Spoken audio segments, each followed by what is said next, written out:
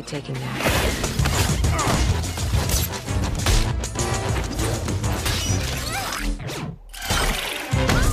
Take it outside.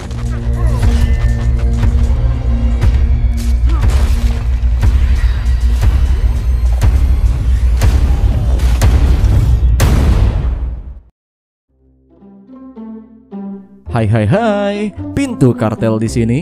Pada pembahasan kali ini, gue akan membahas alur cerita film animasi yang berjudul Spider-Man Into the Spider-Verse, yang pastinya sangat seru untuk kalian tonton sampai full durasi. Oh iya, sebelum gue mulai, silahkan tekan tombol subscribe-nya dan nyalakan lonceng notifikasinya agar lo gak ketinggalan dengan alur cerita film yang akan gue bahas ke depannya nanti. Oke lah, Pintu Kartel sudah dibuka dan selamat menonton.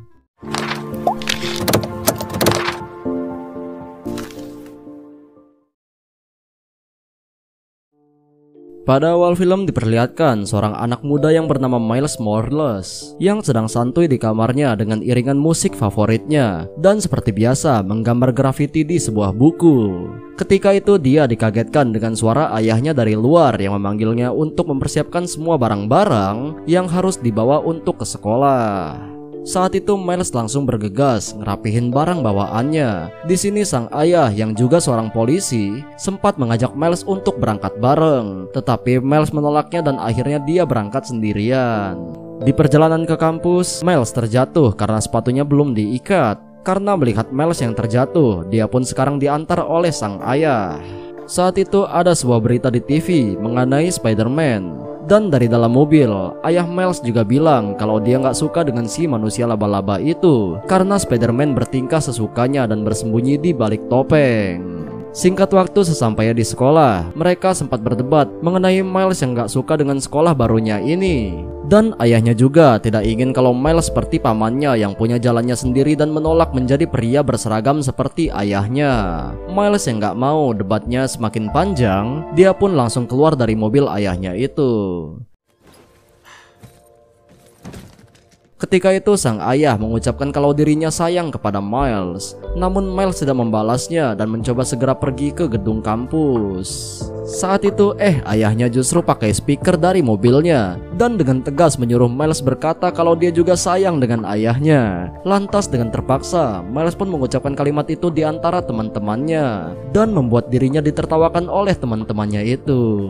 Hari-hari di sekolah barunya pun dimulai. Kelas demi kelas diikuti oleh Miles. Tugas yang semakin banyak, bahkan Miles dapat teguran karena telat masuk ke salah satu kelasnya. Di kelas itu dia duduk dan mengobrol dengan seorang perempuan yang ada di sampingnya. Dan ketika itu Miles dipanggil oleh salah satu gurunya dikarenakan dia mendapatkan nilai 0 dari 100. Akan tetapi sang guru memberi nilai 100 dari 100 dengan syarat Miles diberi tugas tambahan untuk menuliskan mengenai dirinya dan ingin menjadi apa dirinya nanti. Ketika itu dia mendapat ide dari luar dan kini dia pergi ke tempat pamannya.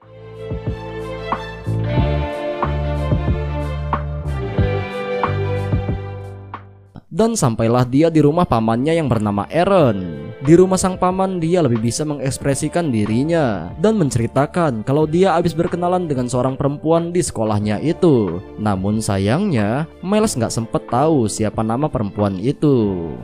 Belum pro lo dek, kata pamannya. Lantas dia pun mengasih tahu cara deketin perempuan dengan teknik sentuhan bahu.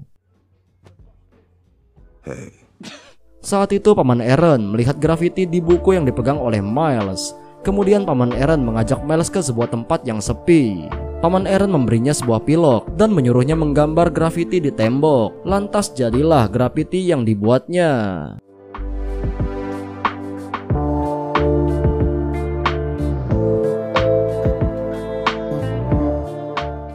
Sambil mengamati grafiti itu, paman Aaron bercerita kalau dia dan ayahnya juga sering melakukan hal ini, sampai pada akhirnya saudaranya itu memilih untuk menjadi polisi. Ketika itu tiba-tiba paman Aaron mendapatkan pesan dari HP-nya. Lalu dia pun segera pamit dan ingin pergi bekerja. Lantas Miles mencoba untuk memfoto hasil karyanya menggunakan HP. Dan tiba-tiba ada laba-laba di tangannya dan langsung menggigitnya.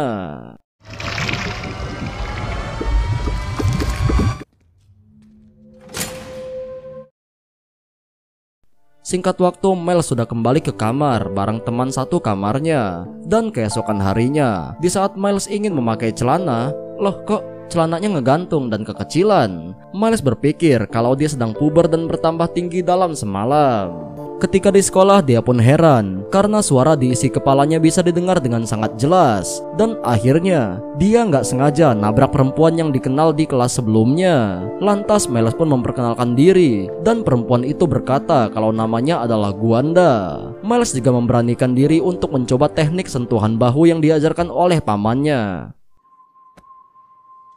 Hey. Ketika mau pergi, tangan Miles nyangkut dan gak bisa lepas dari rambut Gwanda. Lantas Gwanda pun terpaksa memotong rambutnya biar bisa ngelepas rambutnya dari tangan Miles. Nice to meet you. Sure. Saat itu Miles seperti tertekan karena dia merasakan orang di sekitar memperhatikannya. Can they hear my thoughts? What? Lantas Miles juga dikagetkan oleh penjaga sekolah yang tahu kalau semalam Miles kabur dari asrama sekolah. Dia pun mencoba lari, tapi karena ada yang aneh dari dirinya, seperti dia bisa menempel di tembok. Lantas dia pun memanfaatkan hal itu untuk kabur dari kamarnya. Is that we were. Saat itu Miles mencoba untuk menghubungi Paman Eren tentang apa yang terjadi. Namun Paman Eren yang sibuk tidak mengangkat telepon dari Miles. Dan singkat waktu, Miles mencoba mencari laba-laba yang menggigit tangannya. Dan ketika laba-laba itu disentuh, hewan tersebut malah ngeglitch. Bahkan dalam pikiran Miles menjadi ngeglitch juga. Di luar sana Miles melihat ada pertarungan antara Spider-Man melawan Goblin. Dan Goblin ini diperintahkan untuk membuka portal dimensi. I guess I like Brooklyn not being sucked into a...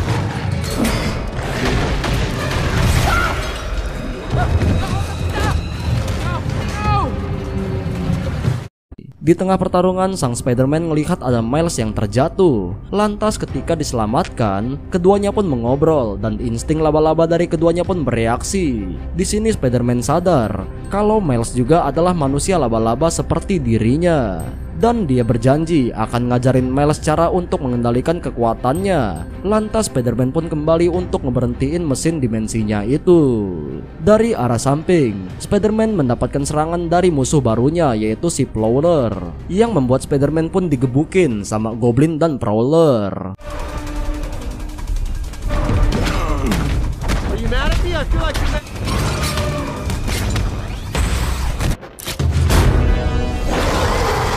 Dari ruang kontrol, Kingpin mengawasi mesin dimensi dan menyalakannya. Akibat dari mesin ini, daerah Brooklyn seperti menjadi gempa dan benda-benda mengalami glitching. Karena tidak stabil, mesin itu pun meledak dan membuat radiasi di kota.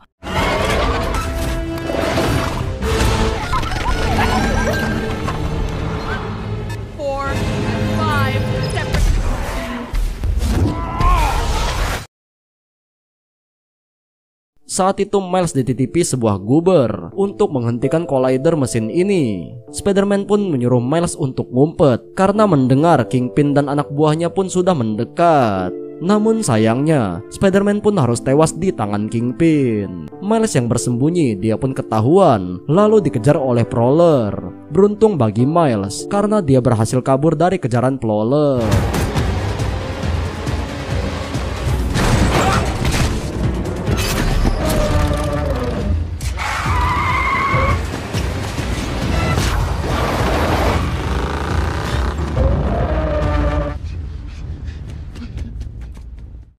Lantas dia pun pulang ke rumahnya. Lalu dia memeluk sang ayah. Terus dia izin kalau dia ingin tidur di rumah malam ini.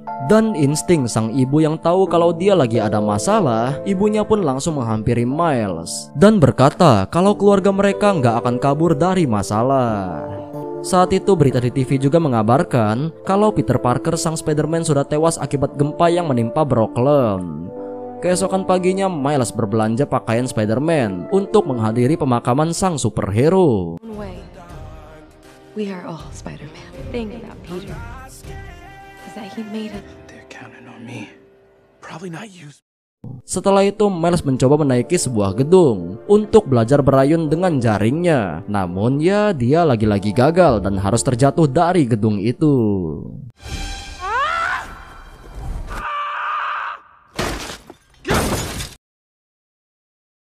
Pada malam harinya dia datang ke makam Spider-Man. Lantas dari belakang dia didekati oleh seseorang. Karena kaget, Miles nggak sengaja ngeluarin setrum yang membuat orang itu pun ikut mental. Ternyata secara mengejutkan orang itu adalah Peter Parker. Dan insting laba-laba Miles pun bereaksi. Terungkap kalau orang ini adalah Peter Parker dari dimensi lain. Tidak heran hal ini terjadi akibat gerbang dimensi yang dibuka oleh Kingpin. Lantas dikisahkan bahwa Peter Parker yang ini di dimensinya dia telah bercerai dengan MJ. Usahanya juga berantakan dan ya berantakan banget lah Peter yang ini di dimensinya. Saat itu dia melihat dirinya yang muda yang diberitakan telah meninggal. Dan dia juga melihat Mary Jane yang sedang berduka atas kepergiannya.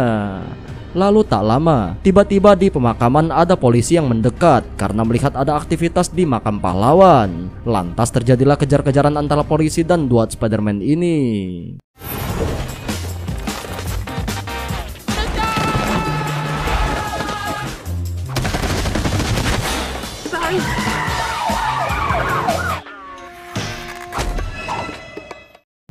Setelah Peter Parker sadar, dia pun diikat oleh Miles. Saat itu Miles heran kenapa dia masih hidup, tetapi penampilannya sangat berbeda, mulai dari rambutnya sampai perutnya. Lantas dengan keahliannya, Peter yang ini berhasil melepaskan diri dari ikatan itu. Lalu dia pun kabur untuk ninggalin Miles. Ketika mau ngeluarin jaring, Peter Parker yang ini pun ngeglitch dan terjatuh. Lantas dia pun harus kembali ke dimensinya. Ketika itu Peter Parker mengambil gubernya dari Miles lalu benar-benar pergi. Tetapi sayang, gubernya itu pun telah rusak. Dan saat itu Miles meminta Peter untuk ngajarin dia agar bisa jadi Spider-Man. Awalnya sih ditolak sama Peter, tetapi dia pun kembali dan mau ngajarin Miles. Keesokan harinya mereka pun pergi ke Alchemax. Di sana mereka menyusup melalui ventilasi udara. Saat itu Peter langsung mencoba akses komputer. Tapi Miles nggak bisa ngontrol kekuatannya dan nempel di atas, yang ngebuat gaduh dan bikin profesor itu pun sadar kalau ada orang lain. Dan sekarang Miles nggak kelihatan karena itu adalah salah satu kemampuan yang dia punya. Lantas profesor itu melihat kalau ada Spider-Man di situ. Lalu dia pun kaget dan mendorongnya ke kursi. Ternyata profesor ini adalah musuh Peter juga. Dia adalah Dr. Octavius.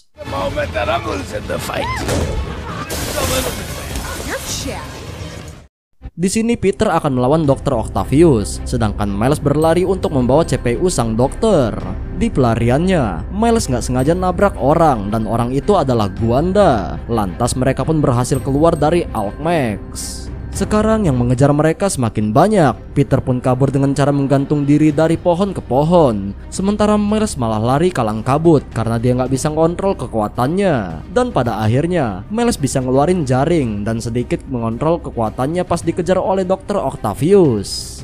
Ketika lagi kabur, Peter pun ngeglitch yang ngebuat dirinya jatuh. Lantas CPU-nya juga ikut diambil oleh Octavius. Dan mendadak ada Spider-Man lagi yang warnanya putih. Lantas dia pun menghajar Dr. Octavius. Dia juga berhasil merebut CPU-nya kembali dan dibukalah topengnya itu. Wow, ternyata itu adalah Gwanda. Gwanda mengaku kalau nama aslinya adalah Gwen. Dia juga berasal dari dimensi lain. Dan di dimensinya, Gwen gagal nyelamatin sahabatnya yaitu Peter Parker. Lantas insting laba-laba Gwen juga tahu kalau dari awal Miles adalah Spider-Man. Berpindah kembali ke Dr. Octavius. Di sana dia melaporkan ke Kingpin kalau percobaan collidernya berhasil dan sekarang hanya tinggal membunuh para manusia laba-laba itu. Di sisi lain, ketika Spider-Man pun pergi ke rumah Bibi May, Peter ngejelasin kalau dia adalah Peter dari dimensi lain. Miles juga menunjukkan guber yang telah rusak ke Bibi May. Lantas Bibi May mengajak semuanya untuk ke tempat rahasia milik Peter Parker.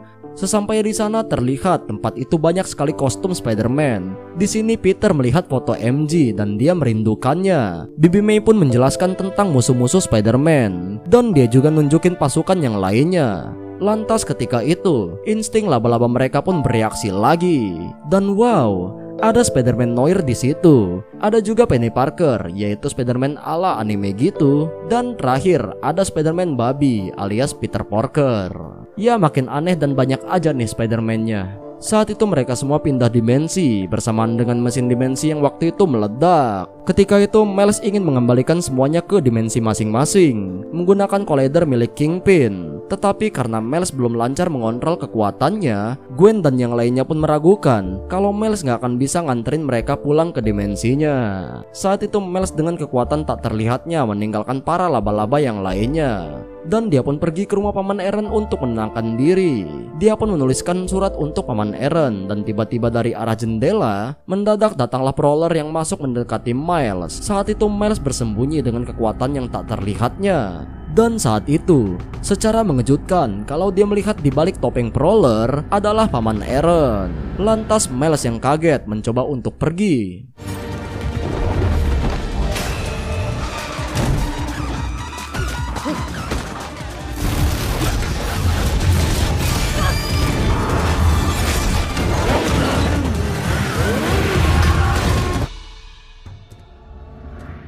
Beruntung Miles berhasil pergi dari kejaran Prowler. Pada pagi harinya Miles kembali ke rumah Bibi May dan bilang ke semuanya kalau ternyata pamannya adalah Prowler. Lantas tanpa Miles ketahui ternyata dia sudah diikuti oleh semua anak buah Kingpin. Lalu terjadilah pertempuran untuk mengamankan dan merebut Gobber itu.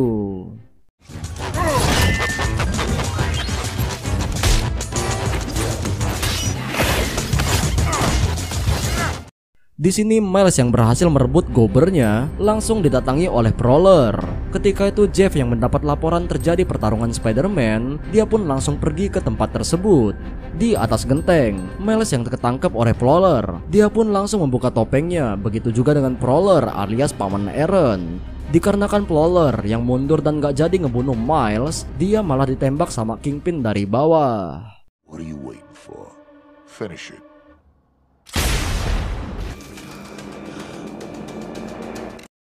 Lantas saat itu, Miles membawa pamannya lari menjauh dari pertarungan. Dan ayah Miles pun sempat melihat Spider-Man dari atas mobilnya. Ketika itu Paman Eren masih tersadar. Dia pun meminta maaf kepada Miles karena dia hanya ingin Miles bangga pada dirinya. Paman Eren juga mendukung apa yang Miles pilih dan menyuruhnya untuk meneruskan pilihannya itu. Lantas ketika itu, ayahnya pun mendekati Spider-Man. Dan saat itu, Jeff pun menangisi Eren, saudaranya yang telah meninggal. Karena kejadian itu, Jeff menjadikan Spider-Man kecil sebagai buronan. Scenes pun berpindah ke kamar Miles dan dia kacau banget nih. Di sini para Spider-Man menguatkan Miles dan berkata kalau semua Spider-Man telah mengalami hal itu. Seperti Gwen yang kehilangan Peter, Spider-Man Noir yang kehilangan Paman Benjamin, Peter Parker dewasa yang kehilangan Paman Ben, dan Penny yang kehilangan ayahnya. Lantas Peter Parker sempat bilang kalau superhero sekalipun gak akan bisa nyelamatin semua orang. Di saat lagi pada curhat, teman sekamarnya Miles malah dateng. Dan para Spider-Man pun ngumpet di atas. Lalu teman Miles pun gak sengaja ngelihat ke atap dengan semua Spider-Man di hadapannya. Dia malah pingsan. Singkat cerita, semua Spider-Man pun pergi dan Miles diikat dan ditinggal di atas kursi. Ayah Miles pun datang ke kamarnya dan ngasih tahu kalau Paman Eren telah meninggal. Di depan pintu dia juga meminta maaf kepada Miles. Miles yang merasa sangat sedih. Dia pun berhasil melepaskan ikatannya dengan kekuatan listriknya.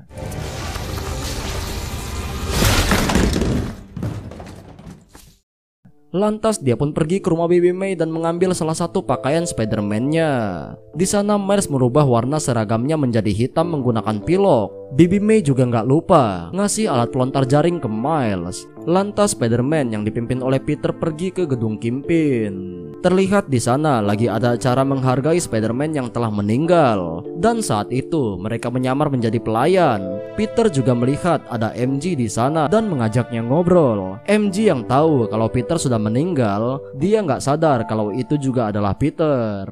Lantas tak lama, Kingpin pergi ke ruangan kontrol. Para Spider-Man juga ikut mendekati mesin dimensinya. Dan seluruh kota juga kembali berubah menjadi ngeglitch. Ketika Peter mau nyolok Gobbernya, pasukan Kingpin pun tahu dan langsung menyerang para Spider-Man. Lantas pertarungan pun terjadi.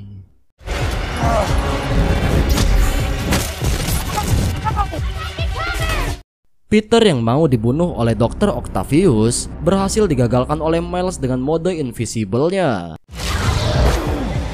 Spider-Man? Wow, Miles! I forgot about her.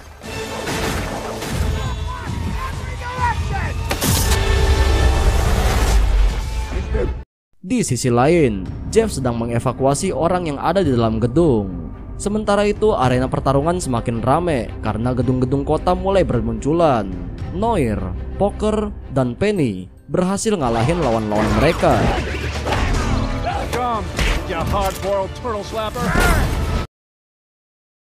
Dr. Octavius juga kalah karena ketabrak truk. Dan sekarang tugas Miles adalah menyolokkan gubernya. Lantas para Spider-Man pun pergi ke dimensinya.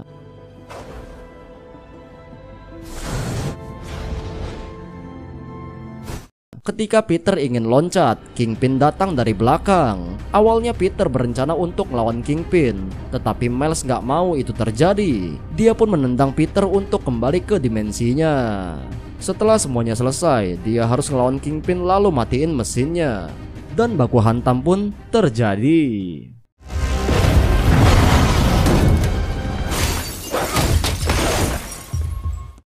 Saat mau dipukul, Kingpin melihat bayangan istri dan anaknya. Dia pun mencoba mengejar bayangan itu, sedangkan Miles mencoba untuk kabur. Di ruangan kontrol, ayah Miles melihat pertarungan Spider-Man dan Kingpin. Spider-Man hampir kalah di sini, namun Miles melihat ayahnya di ruangan kontrol. Dan itu menjadi semangat baru bagi Miles. Lantas dia pun nunjukin kekuatan sentuhan baru sambil dialiri listrik. Hey.